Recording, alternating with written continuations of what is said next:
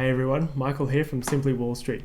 So the other day we wrote a piece about Etsy, and if you don't know it, it's in the e-commerce space, but rather than being a traditional retailer, it's actually a marketplace where it provides a platform for buyers and sellers.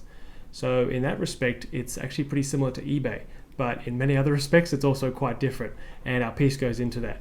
So the three insights we wanted to share were: what is Etsy's competitive advantage, how this then shows up in its financials and its profitability, and lastly, what the future might hold for the company, considering 2020 was such an amazing year for it.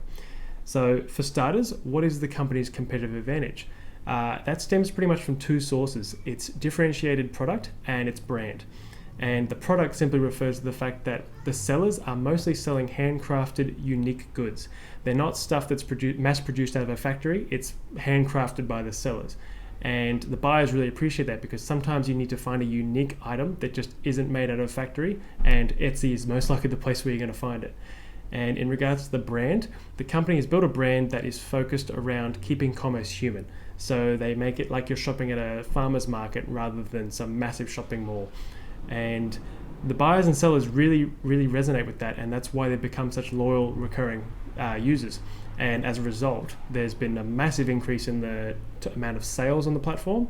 And given that the company is a marketplace model, that really benefits it, because it takes its marketplace business model, just basically the more value of the goods that are sold on the platform, the more revenue that the company will make. And 2020 was an exceptional year for that. So the gross merchandise sales, which is the amount of stuff sold on the platform, increased 107%, and then therefore the revenue grew 110%.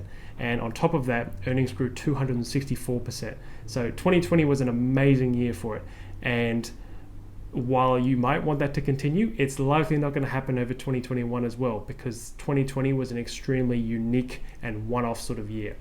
So basically, the expectations for 2021 and onwards are much more moderate, where it won't be as high a growth. So it was huge growth in 2020, but analysts expect the growth rates from here till 2025 to be much more moderate, around the mid to low 20s for both earnings and revenue. And that's understandable, because when we think about it, during 2020, when everyone was locked up, your discretionary dollars were, for the most part, going towards retail, because you couldn't spend it on travel, you couldn't spend it on going out to events and restaurants and stuff. So as 2021 happens and the economy continues to reopen, it's likely that those discretionary dollars will start to flow towards us other avenues, which makes sense as to why the growth rates will moderate for Etsy.